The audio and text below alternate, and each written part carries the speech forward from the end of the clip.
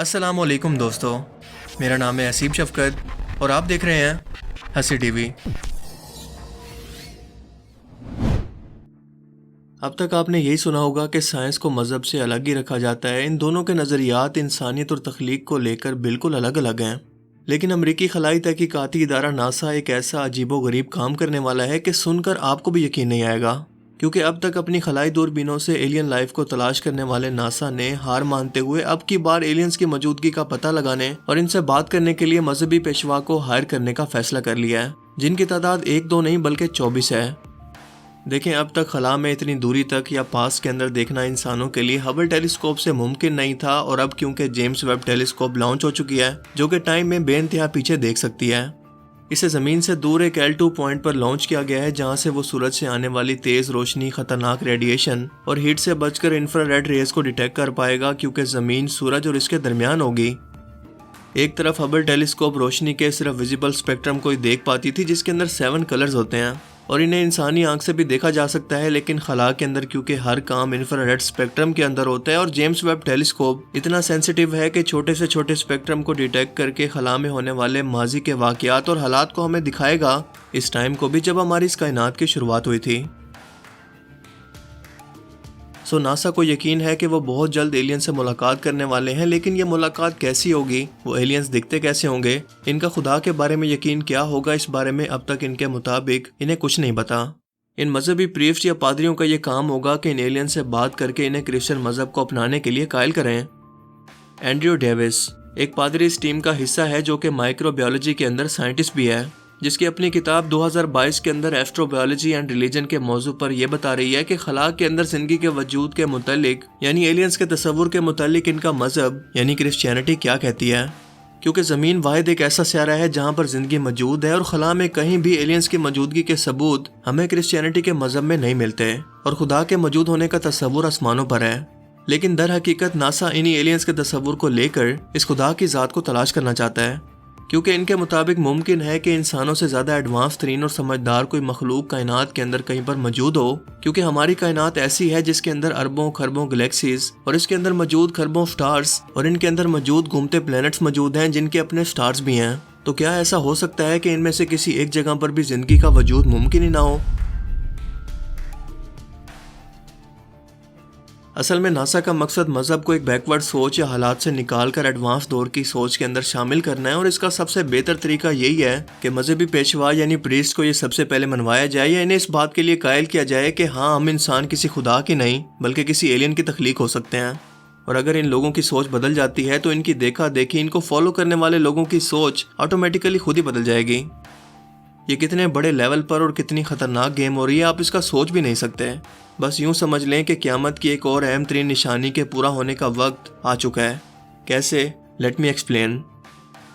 آپ کو یاد ہوگا کہ میں نے ایک فلم پرومیتھیس کی کہانی کو ایکسپلین کیا تھا، جس کا تھیم یہ تھا کہ انسان وقت گزرنے کے ساتھ ٹیکنالوجی میں اتنا ایڈوانس ہو جاتا ہے کہ خلا کی گہرائیوں کے اندر مختلف گلیکسیز کے اندر سفر کرنے لگتا ہے۔ اسپیس ٹریول ایک عام سا کانسیپٹ بن چکا ہوتا ہے، جس میں انسانوں کی طرح دکھنے والے روبوٹس انسانوں کی مدد کرتے ہیں، جو کہ بالکل انہی کی طرح سوچ اور خود سے فیصلہ کر سکتے ہیں، جو کہ صرف انسان کی خصوصیت ہے، مگر ان روبوٹس میں کوئی روح نہیں ہوتی جیسا کہ انسانوں میں ہے۔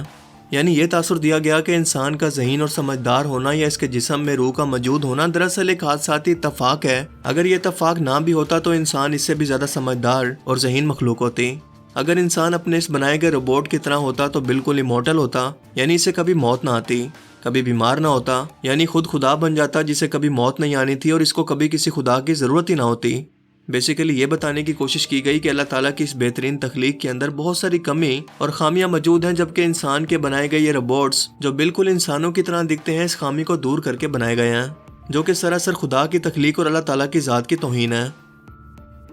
اس کے علاوہ یہی انسان اس جستجو کے اندر کہ ہم زمین پر کیسے آئے، ہمیں بنانے والا کون ہے، اور جیسے مذہب اور سائنس ہمیں ایلین لائف یا آسمانوں پر موجود کسی اور زندگی کا ثبوت دیتی ہے، کیا وہ واقعی کے اندر موجود ہے؟ اسے ڈھونڈنے کے لیے آسمانوں کی گہرائی پر پہنچ جاتے ہیں اور وہاں پر پہنچ کر ان ایلینز کو ڈھونڈ لیتے ہیں جنہوں نے حادثاتی طور پر انسانوں کو بنایا، مگر اس مخلوق کو ختم کرنے کے بعد وہ ایک نئی مخلوق کو پیدا کرنے والے تھے جو کہ نہیں ہو سکا۔ یعنی اس بات کا تصور ہی ختم کر دیا گیا ہے کہ انسان کسی خدا یا اللہ جیسی کسی ذات کی تخلیق ہے۔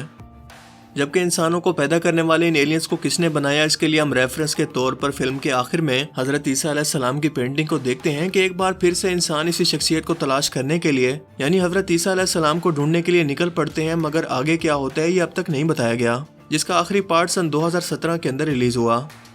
اب اس فلم کی مکمل تھیم کو سمجھے تو اس کا مقصد یہی تھا کہ پوری دنیا کے انسانوں کو جو کہ سائنس پر یقین رکھتے ہیں انہیں بالکل لادین یا ایتھیسٹ بنا کر خدا کے تصور کو ہی ان کے دماغ سے ختم کر دینا، اور اسے نہ ماننے والا ہر شخص بیکورڈ یا سائنس کا انکار کرنے والا کوئی بے وقوف یا جاہل شخص بن کر رہ جائے۔ اسی لیے ہالی ووڈ کی ہر ایلین لائف پر بنی فلم کے اندر آپ کو صرف ایک ہی کانسیپٹ یا تھیم ملے گا، جس کے اندر کئی سالوں سے لوگوں کے دماغ میں یہ فیڈ کیا جا رہا ہے تاکہ ذہنی طور پر لوگوں کو تیار کیا جا سکے۔ کئی فلمز کے اندر تو خدا کو بھی انسانوں کے درمیان انسانی شکل کے اندر دکھایا گیا ہے۔ یہ سب کچھ ہی ٹائم کے اندر ہونے والا ہے، یہ میں نے 1 سال پہلے اپنی ایک ویڈیو کے اندر پریڈکٹ کر دیا تھا، اور اب یہ ایجنڈا بڑھ کر مذہب کو بھی ٹارگٹ کر رہا ہے، یعنی وہ لوگ جو کہ کسی طرح سے خدا کی ذات پر یقین رکھتے ہوں یا کسی مذہب یا خدا کے ماننے والے ہوں، انہیں کس طرح سے لادین بنایا جائے۔ اسی مقصد کے لیے ان مذہبی پیشواؤں کو میدان میں لایا گیا ہے تاکہ اگر ان میں سے کوئی ایسا بیان دے دے جو ایلین لائف کو سپورٹ کرتا ہو تو اس مذہب کے ماننے والے ہر شخص کو بھی یہ بات ماننی ہی پڑے گی جس کی شروعات یہ کرسچینٹی سے کر رہے ہیں۔ اسی لیے ایک طرف سے تو سائنسدان انسانوں کی پیدائش کو صرف ایک اتفاق اور حادثہ بتا کر اسے بندروں کی اولاد کہہ کر اس کی خود کی تخلیق کی توہین کر رہے ہیں، تو دوسری طرف ناسا انہیں خدا کی نہیں بلکہ کسی ایلین کی اولاد کا تصور دے کر ایتھیسٹ یا لادین بنانے کی ٹھان بیٹھا ہے۔ جیمز ویب ٹیلیسکوپ کا خلا میں جانا انسانوں کی ایک بہت بڑی کامیابی ہے، مگر اس کے پس پردہ کیا چل رہا ہے یہ پوری دنیا کے لیے آج بھی راز رکھا گیا ہے۔ لیکن کانسپریسی تھیوریز جو کہ ان اداروں کے اندر کام کر چکے ہیں اس سب کا بھانڈا پھوڑ چکے ہیں کہ لوگوں کو کس طرح سے لادین بنا کر ایک ہی مذہب کے اندر لانے کا پلان ہے، اور وہ مذہب ہے ایک ہی عالمی حکومت یا ون ورلڈ آرڈر، جس مقصد کے لیے ناسا ایک پروجیکٹ بلو بیم پر کام کر رہا ہے جس کو وہ استعمال کرے گا اور پوری انسانیت کو دھوکہ دے گا۔ اور ظاہر ہے کہ ناسا کے علاوہ آپ اسے کسی جگہ سے ویریفائی بھی نہیں کر سکتے، تو مجبوراً آپ کو اسے ماننا ہی پڑے گا۔ یہ پروجیکٹ بلو بیم کیا ہے، یہ کیسے کام کرتا ہے، اس پر ایک میری مکمل ویڈیو موجود ہے جو کہ میں نے سن 2017 کے اندر اپلوڈ کی، مگر آپ کی بہتر انڈرسٹینڈنگ کے لیے میں اس کے کچھ پارٹ دوبارہ پلے کر رہا ہوں۔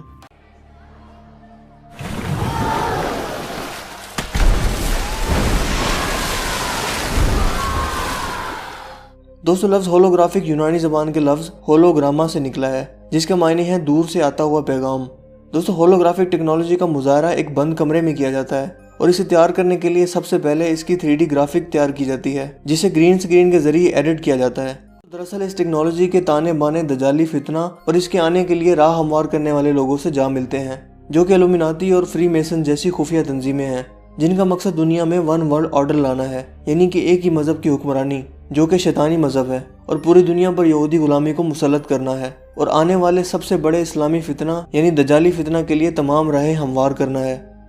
دوستو، حقیقت یہ ہے کہ امریکی، کینیڈین اور اسرائیلی حکومت نے باہمی تعاون سے اسکائی گرافی کے لیے لیزر سیٹلائٹ تیار کی ہیں، اور انہیں پہلے چھوٹے لیول پر تجربات کے ذریعے آزمایا گیا، اور پھر ہولوگرافک لیزر سیٹلائٹ تیار کیے گئے جو خلا سے مختلف زاویوں سے ہولوگرافک ٹیکنالوجی کی لہریں زمین پر بھیجتے ہیں۔ یہ سیٹلائٹ زمین سے 60 میل کی اونچائی پر ہوتی ہیں، جو خلا کے ایک مخصوص حصے میں جہاں ان کو دکھانا مقصود ہو ایک ایسی حقیقی منظر پیش کرتی ہیں کہ جیسے وہ حقیقت میں سامنے موجود ہو۔ اس منظر کو دکھانے سے پہلے خلا میں سوڈیم کی ایک تہ بچھائی جاتی ہے جو کہ بلندی سے آتی ہوئی ہولوگرافک لہروں کو گرافک سین میں بدل دیتی ہے، بالکل ایسے ہی جیسے ڈش اینٹینا کے سگنل کو ٹی وی اسکرین میں بدلا جاتا ہے۔